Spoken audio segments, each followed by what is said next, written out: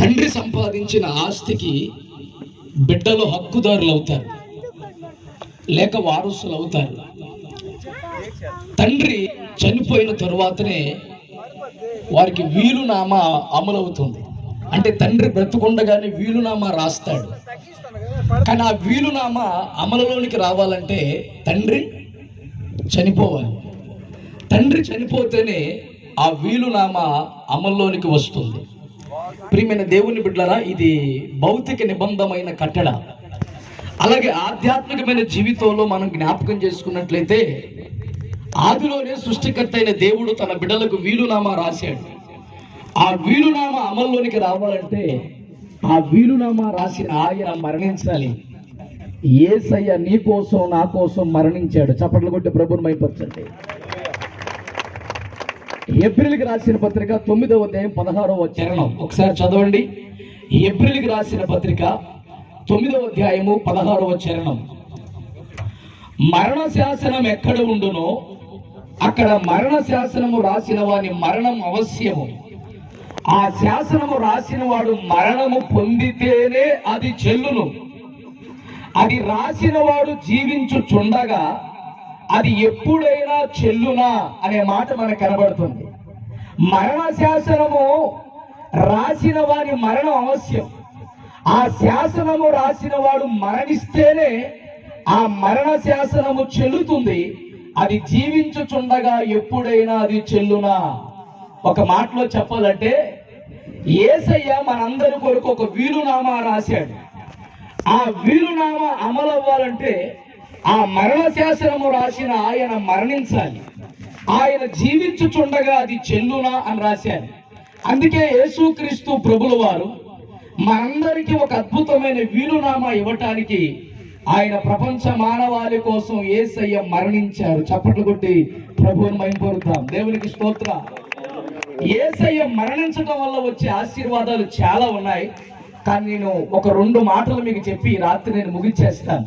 చాలా ఉంటాయి కానీ ఒక 2 విషయాలు చెప్తాను. జాగ్రత్తగా ఈ రాత్రికాల సమయంలో వినండి. యేసయ్య మరణించటం వలన మానవాళికి వచ్చే ఆశీర్వాదాలు. ఈ రోజు ఈ మొదటి రాత్రిలో కూర్చున్న ఈ సభలో కూర్చున్న ప్రియ సహోదరుడా, ప్రియ సహోదరి, యేసయ్య నీ కోసమే మరణించాడు. ఆయన మరణించటం వల్ల మనకు వచ్చే ఆశీర్వాదాలలో ఒక 2 ఆశీర్వాదాలు పరిశుద్ధాత్మ దేవుడి రాత్రికాల సమయంలో మనతో మాట్లాడడానికి ఇష్టపడుతూ ఉన్నారు. మొట్టమొదట మనం జ్ఞాపకం చేసుకున్నట్లయితే ఆది మానవులు చేసిన పాప ఫలితము వారి సంతానమైన మానవులందరూ కూడా అనుభవించవలసి వచ్చింది. ఏ భేదమును లేదు. అందరూ పాపము చేసి దేవుడు అనుగ్రహించిన మహిమను పొందలేకపోతున్నారని రాశారు. నీతిమంతుడు లేడు, ఒక్కడును లేడు, గ్రహించువాడు లేడు, దేవుని వెతుకువాడు లేడు. అందరూ త్రోవ తప్పి ఏకముగా పనికి మారిన వారయిరి అని లేఖన భాగంలో రాశారు. ప్రియమైన దేవుని బిడ్డలారా, మరి అందరూ పాపములో ఉంటుండగా మరి యేసుక్రీస్తు ప్రభుల వారు ఈ లోకములో మనం జ్ఞాపకం చేసుకున్నట్లయితే పాప పరిహారము కొరకు యేసుక్రీస్తు ప్రభుల వారు మరణించవలసి వచ్చింది. దేవునికి స్తోత్ర. ఆ పాప ఫలితాన్ని అందరూ అనుభవిస్తున్నారు. ఆదాము అవ్వలో ఉన్న పాప ఫలితము ఆ వాళ్ళ సంతానమైన అందరిలోనికి వచ్చేసింది. పాత నిబంధన కాలంలో పాపములు పోగొట్టుకోవటం కోసం బలులు అర్పిస్తూ ఉండేవారు. ఆ బలుల్లో ఒకటి దహన బలి, 2వది సమాధాన బలి, 3వది పాప పరిహారార్థ బలి, 4వది అపరాధ పరిహారార్థ బలి, 5వది నైవేద్యములు. ఇలాగా అన్ని బలులు కూడా పాపాలు పోగొట్టుకోవటం కోసం, పాప పరిహారం కోసం బలులు అర్పిస్తూ ఉండేవారు. అయినా మరలా పాపం చేస్తూ ఉండేవారు, మరలా బలులు అర్పిస్తూ ఉండేవారు. మానవుడి పాపానికి పూర్తి విరుగుడలేదు. అందుకే బైబిల్ రాశారు, మేకల యొక్క రక్తం ద్వారాగా కాక, కోడల యొక్క రక్తం ద్వారాగా కాక, తన స్వరక్తముతో ఒక్కసారే యేసుక్రీస్తు ప్రభుల వారు పరిశుద్ధ స్థలములోనికి ఆయన ప్రవేశించారు. చెప్పండి ప్రభుత్వం అయిపోతా. ఒక్కసారే స్వరక్తముతో ఆయన పరిశుద్ధ స్థలములోనికి ఆయన ప్రవేశించారు. మేకల యొక్క రక్తం ద్వారాగా, కోడల యొక్క రక్తం ద్వారాగా కాక, తన స్వరక్తము ద్వారాగా. అంటే ప్రియమైన దేవుని బిడ్డలారా, ఈ రోజు మానవుని యొక్క పాపములకు పరిహారము కలగాలంటే ఒకే ఒక్క రక్తము, అదే యేసు రక్తము. దేవునికి స్తోత్రం. యేసు రక్తం ద్వారా మాత్రమే మానవుని పాపములకు విరుగున పాపములకు పరిహారము దొరుకుతుంది. చప్పట్లు కొట్టి ప్రభువు మైపరుతా. వేదాలు ఘోషిస్తున్నాయి, సర్వ పాప పరిహారం రక్త ప్రోక్షణం వశ్యం తన రక్తం పరమాత్మేన పుణ్యదాన బలియాగం. సర్వ మానవాళి పాపములు పరిగణించబడాలంటే రక్తం అవశ్యం. ఆ రక్తం పరమాత్ముడై ఉండాలి. ఆ పరమాత్ముడే స్వయముగా పుణ్యదానముగా బలియాగముగా యజ్ఞముగా యాగముగా రక్తం చిందిస్తే తప్ప మానవులకు ప్రక్షాళన కలగదని చెప్పారు. అందుకే దేవుడు నీకు ఒక అమూల్యమైన ఆశీర్వాదం ఇవ్వటానికే మరణ శాసనము రాసిన ఆయన నీ కొరకు మరణించవలసి వచ్చింది. ఆయన జీవించుచుండగా అది ఎప్పుడైనా చెల్లునా? అందుకే ఆయన జీవించకుండా నీ కొరకు ఎందుకు మరణించారంటే ఆయన నీకు ఇస్తున్నాడు మొదటి ఆశీర్వాదం, అదే పాపమునకు పరిహారము. ఈ రాత్రిలో కూర్చున్న మీరు ఇంకా ఎవరైనా పాపములో ఉంటూ పాపములో బ్రతుకుతూ పాప పరిహారము లేక ఒకవేళ కొట్టుమిట్టాడుతున్నారేమో, నీకు పాప పరిహారము ఇవ్వటానికి యేసు క్రీస్తు ప్రభుల వారు నీ కొరకు మరణించారు అన్న సత్యము మరవతి రాత్రి. దేవునికి స్తోత్ర. యేసయ్య నా కొరకే మరణించాడు అన్న సత్యం నీలోనికి వస్తే ఈ రాత్రే, ఈ మొదటి రాత్రే నీ పాపములకు పరిహారము దొరుకుతుంది. పాపములు పోగొట్టుకోవడానికి మానవుడు విశ్వ ప్రయత్నాలు చేస్తున్నాడు. తీర్థయాత్రలకు వెళుతున్నాడు, ఎన్నో నదుల్లో మునుగుతున్నాడు, ఎక్కడెక్కడికో యాత్రలు చేస్తున్నాడు. ఎక్కడికి వెళ్ళినా పాపం పోదండి. సర్వ మానవాళి పాపముల కొరకు ఒక్కసారి తన స్వరక్తముతో యేసయ్య పరిశుద్ధ స్థలములోనికి ప్రవేశించాడు. అందుకే యేసు రక్తము ప్రతి పాపము నుండి మనల్ని కడిగి పవిత్రులుగా చేస్తుందని రాయబడింది. యెషయా గ్రంథము 53:5 మన అతిక్రమ క్రియలను బట్టి అతడు గాయపరచబడిన, మన దోషములను బట్టి అతడు నలగొట్టబడిన రాయబడింది. మొదటి పేతురు రాసిన పత్రిక 2:24 మన పాపముల విషయమై చనిపోయి నీతి విషయమై జీవించినట్లు ఆయన తానే తన శరీరమందు మన పాపములను యేసయ్య మ్రాను మీద మోసుకున్నారు. ఈ రాత్రి యేసయ్య నీ కొరకు ఎందుకు మరణించాడంటే మొదటి ఆశీర్వాదం మీకు చెప్తున్నా, పాపములకు పరిహారం. ఎంతమంది కావాలి పాపముల పరిహారం? చేతులతో సారి స్తోత్రం చెప్పండి. నాకు పాపములకు పరిహారము కావాలయ్యా. అందుకే మరణ శాసనము రాసిన ఆయన నీ కొరకు మరణించాడు. చప్పట్లు కొట్టి ప్రభువుని మైపరచండి. రెండో మాట కూడా చెప్పి నేను ముగిచేస్తాను ప్రేమ దేవుని బిడ్డరా. రెండవది, యేసుక్రీస్తు ప్రభుల వారు ఎందుకు మరణించారంటే మనకి విమోచన, డెలివరెన్స్, మనకి విడుదల ఇవ్వటానికి యేసుక్రీస్తు ప్రభుల వారు మరణించారు. ఎఫెసీయులకు రాసిన పత్రిక 1వ అధ్యాయము 7వ చరణం మనం చదివినట్లయితే, పరిశుద్ధ గ్రంథము నుండి ఎఫెసీయులకు రాసిన పత్రిక 1వ అధ్యాయం 7వ వచనం మనం చదివినట్లయితే, దేవుని కృపా మహదైశ్వర్యమును బట్టి ఆ ప్రియుని యందు ఆయన రక్తము వలన మనకి విమోచనము, అనగా మన అపరాధములకు క్షమాపణ మనకి కలిగి ఉన్నది. చప్పట్లు కొట్టి ప్రభువుని మైపరుతా. ఆయన రక్తము వలన విడుదల కలగాలి అంటే, విమోచన కలగాలంటే ఒకటి కేవలం యేసు రక్తము వలన, ఆయన మరణించటం వలన మాత్రమే ప్రియులారా మనకి ఏం కలుగుతుందంటే విమోచన కలుగుతుంది. విమోచన అనే మాటకి 3 మాటలు చెప్తారు, ఇటు వినండి, జాగ్రత్తగా వినండి ప్రియమైన దేవుని బిడ్డరా. యేసయ్య ప్రేమ ఎంత గొప్పదంటే, విమోచన అనే మాటను గ్రీకులో అగారోజు అన్నారు. అగారోజు అంటే బానిసనండి మార్కెట్లో అమ్మేవాడు, బానిసను మార్కెట్లో అమ్మేసేవాడు. అలాంటి బానిసను వెల ఇచ్చి కొని ఆ పాపము నుండి బయటకు తెచ్చుట, దాన్ని అగారాజు అన్నారు. చేతులెత్తి స్తోత్రం చెప్పండి. మనము కూడా పాపములకు బానిసలమై ఉంటుండగా దేవుడు తన స్వరక్తమనే వెలిచి ఆ పాపపు బానిసత్వము నుండి కొని మనందరినీ దేవుడు బయటికి తీసుకొచ్చాడు. చప్పట్లు కొట్టి ప్రభువుని మైపరచండి. ఈ రాత్రి నువ్వు ఏ పాపపు బానిసత్వంలో ఉన్నావో, దేవుడు తన వెలతో నిన్ను కొన్నాడు అన్న సత్యం మరవద్దు. ఆయన ఏ వెలతో కొన్నాడు? ఒక బంగారంతో ఆయన కొనలేదు, ఒక వెండితో ఆయన కొనలేదు, ఒక వస్తువుతో ఆయన కొనలేదు. ఆయన ఇచ్చిన వెల ఈ రోజున మానవుడు జ్ఞాపకం చేసుకున్నట్లయితే, ఆయన ఇచ్చిన వెల మానవుడి రోజున తలపోసుకున్నట్లయితే, ఆయన అమూల్యమైన నిష్కలంకమైన డాగు ముడత మచ్చ కలంకము లేని తన పవిత్రమైన రక్తాన్ని పుట్టింది మొదలుకొని తన మరణం వరకు కూడా ఏ అపవిత్రత లేని రక్తాన్ని ప్రతి మానవుని కొరకు ఆయన వెలగా ఇచ్చి, పాపపు బానిసత్వములో బ్రతుకుతున్న మానవుల్ని ఆయన వెల ఇచ్చి కొన్నాడు. చేతులెత్తి స్తోత్రం చెప్పండి. దేవునికి స్తోత్ర. రెండవది ఇదే విమోచనలో గ్రీకులో రెండవది ఏమన్నారంటే ఎక్సగారోజు అన్నారు.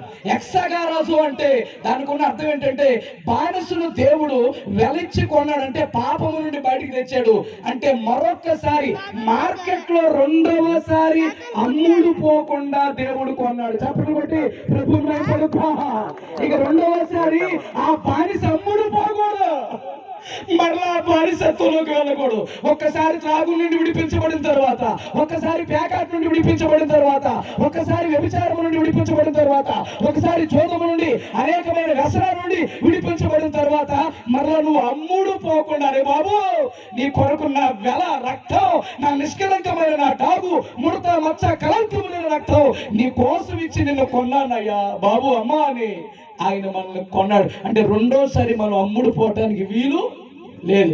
మూడోది గ్రీకులో దాన్ని లొట్రు అన్నారు. లొట్రు అంటే ప్రియమైన దేవుని బిడ్డరా, అంటే ఇంకా ఏ పాపపు బానిసత్వము మన మీద అజమాయిషి అనగా అధికారము చెలాయించకుండా పూర్తి స్వేచ్ఛతో మనల్ని కొన్నాడు. చెప్పండి కొట్టి ప్రభుత్వం వైపుతో, అంటే ఇక ఏ బానిసత్వం కూడా ఇక మన మీద అధికారం చెలాయించకూడదు. దేవునికి స్తోత్ర. ఎంతగా నన్ను కొన్న యేసయ్యకు ఒకసారి స్తోత్రం చెప్తావా? ఎంతగా కొన్న యేసయ్యకు ఒకసారి స్తోత్రం చెప్తావా? నేను అంటాను, ఎంతగా ఆయన కొన్నాడంటే ఇంకోసారి మనం పాపం చేయొచ్చా?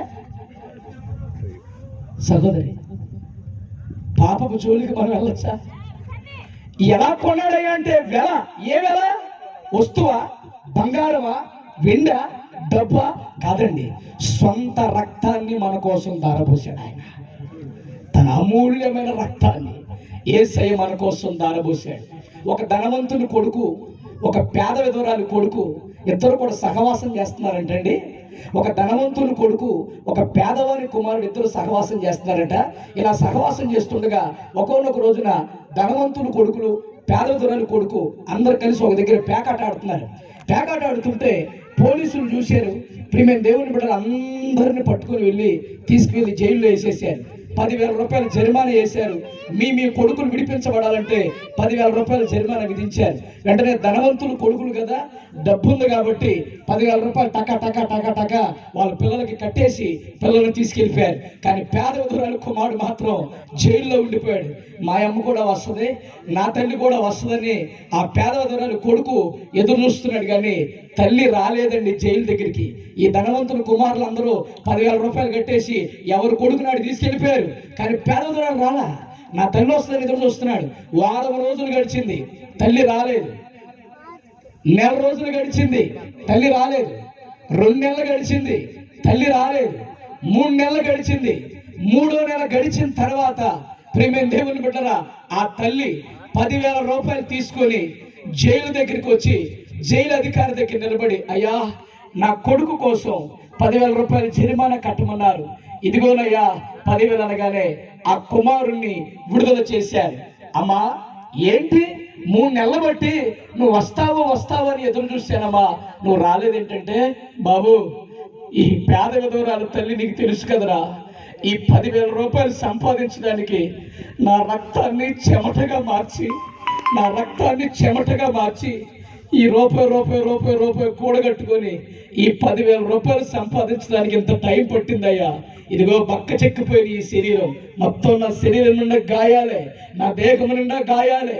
ఈ 10,000 రూపాయలు సంపాదించడానికి నా రక్తం చెమటగా మార్చని అనగానే కొడుకు గుండె బరువు ఎక్కిపోయి, అమ్మా ఇంకెప్పుడు కూడా నేను ఇలాంటి పాపము చెయ్యనమ్మా, నా కోసం నువ్వు 3 నెలలు కష్టపడి 10,000 రూపాయలు సంపాదించి నన్ను విడుదల చేసుకుని నువ్వు తీసుకెళ్తున్నావమ్మా, ఇంకెప్పుడు నేను పాపము చేయనమ్మా అని తల్లికి మాట ఇచ్చాడు. ఈ లోపల ధనవంతుల కుమారులు కొద్ది రోజుల తర్వాత మళ్ళీ వచ్చి, ఎరా పేకాట ఆడదావా అరే అన్నారంట.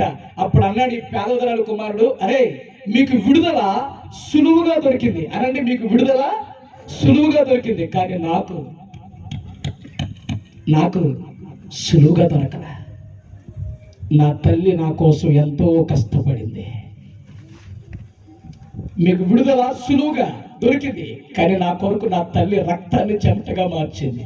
ఒక తల్లి ఆనాడు 3 నెలలు కష్టపడిందేమో కానీ ఈనాడు మన దేవుడు సర్వ స్త్రీల కొరకు అర్ధరాత్రి అరెస్ట్ చేయబడి అన్యాయమైన తీర్పులు పొంది కళ్ళ గంతలు కట్టి పెళ్ళిని కొట్టి నిన్ను కొట్టిన వాడెవరో ప్రవచించమని మోము మీద ఉమ్ములు ఊసారు, వీపు మీద పిడుగుతులు గుద్దారు, అరచేతులతో గడ్డలు పెరికేశారు, అరచేతులతో చెంపల మీద ఉన్న వెంట్రుకలు పెరికేసి ఒక బొమ్మలాట ఆడినట్లుగా అందరి మధ్యలో నిలబెట్టి హేళన చేశారు. ప్రియమైన దేవుని బిడ్డలారా, ఒకటి తక్కువ 40 కొరడా దెబ్బలు కొట్టిలా లాగుతుంటే పైన చర్మము లోపల పితులు, ఆ లోపల ఉన్న మాంసం, ఆ లోపల ఉన్న కండ్ర, పక్కనున్న పక్కటి మూకులుగా కనబడేటట్లుగా ఆ కొరడా చీల్చుకుని వచ్చేస్తుంటే బొచ్చు ఖర్చునంత వారి ఎదుట గొర్రె పిల్ల మౌరు అయిపోయినట్లుగా యేసయ్య నీ కోసం నా కోసం మరువు అయిపోయారు. మరువైన సిలువను భుజం మీద మోపి గొల్గొత్తా వీధులు నడిపించుకుంటూ వెళ్ళి ఆకాశానికి భూమికి మధ్యలో చేతుల్లో శిరలు కొట్టారు, 2 కాళ్ళు ఒక సేగల శిరలు కొట్టి ఆకాశానికి భూమికి మధ్యలో వేలాడి తీశారు. సొగసైదులు లేదు, స్వరూపమైన లేదు, వ్యసన కాంతుడు గారు, వ్యాధిని అనుభవించేవాడు గారు, మనుషులు చూడలేని వాడిగా ఆయన కలువరి సిలువలో వేలాడాడు. పరమగీత గ్రంథంలో రాయబడింది, స్త్రీలో అధిక సుందర వగుదానా, వేరు ప్రియుని కన్నా నీ ప్రియుని విశేషమేమి, నువ్వు మా చేత ప్రమాణం చేయించుకున్నట్టుకు వేరు ప్రియుని కన్నా నీ ప్రియుని విశేషమేమి, నా ప్రియుడు ధవలవనుడు, రత్నవనుడు, 10,000 మంది పురుషులలో గుర్తింపవచ్చును, అతని శిరస్సు అపరంజి వంటిది, అతని తల వెంట్రుకలు కాకపక్షుల కృష్ణవర్ణములు, అవి నొక్కులు నొక్కులుగా కనబడుచున్నవి, అతని నేత్రములు నదీ తీరములందు కొవ్వు వలె ఉన్నవి, అవి పాలతో తాచిన రత్నముల వలె ఉన్నవి, అతని చెక్కిళ్ళు పరిమళ పుష్ప స్థానములు, అతని వైఖరి లెబోను పర్వత తుల్యము, ఇతడే నా ప్రియుడు, ఇతడే నా స్నేహితుడు. 10,000 మందిలో పోల్చదగిన యేసయ్య సర్వ మానవాళి కోసం కురూపిగా మారిపోయాడు, స్వరూపము లేనివాడిగా మారిపోయాడు, సొగసు లేనివాడిగా మారిపోయి ఆఖరి బొట్టు వరకు రక్తం కార్చి ఇదిగో మనందరికీ పాప పరిహారం ఇవ్వటానికి, బానిసలుగా ఉన్న మనల్ని పాపం నుండి బయటికి తేవటానికి, రెండోసారి మార్కెట్లో అమ్ముడు పోకుండా మనల్ని కొనటానికి, మూడోసారి పాపం అనే బానిసత్వం ఏది మన మీద పెత్తనం చేయకుండా విడిపించడానికి యేసయ్య నీ కోసమే మరణించాడు. చప్పట్లు కొట్టి ప్రభువుని భయపడతాం. ఈ పరమ సత్యం ఈ రాత్రి తెలిస్తే యేసయ్య నా కోసమే మరణించావయ్యా అన్న వారందరూ చేతులతో ఒకసారి చెప్పండి, యేసయ్య నా కోసమే మరణించావయ్యా, నా కోసమే మరణించావయ్యా. ఈ రాత్రి సత్యము గమనిస్తే, ఒకటి పాపమునకు పరిహారం, రెండవది నీకు విమోచన ఈ రాత్రి కలగబోతుంది. విడుదల కావాలన్న వారందరూ చెప్పలు కూడా సరి ప్రభుని ఈ రాత్రి విడుదల కావాలి, విడుదల కావాలి. ఏ పాప బానిసత్వములు ఏ సంఖ్యలో ఉన్నావో ఈ రాత్రి విడుదల ఇవ్వడానికి నా దేవుడు ఇష్టపడుతున్నాడు. ఈ మొదటి రాత్రి సభలోనే దేవుడు అద్భుతమైన విడుదల ఇవ్వడానికి దేవుడు ఇష్టపడుతున్నాడు. దేవునికి స్తోత్రం, హల్లెలూయా. కనుక ఈ మాటలు తలపోసుకొని దేవునికి మన హృదయాన్ని ఇద్దాం, దేవుని కొరకు బ్రతుకుదాం. దేవుడి మాటలు వినికిల్లో దీవించును గాక.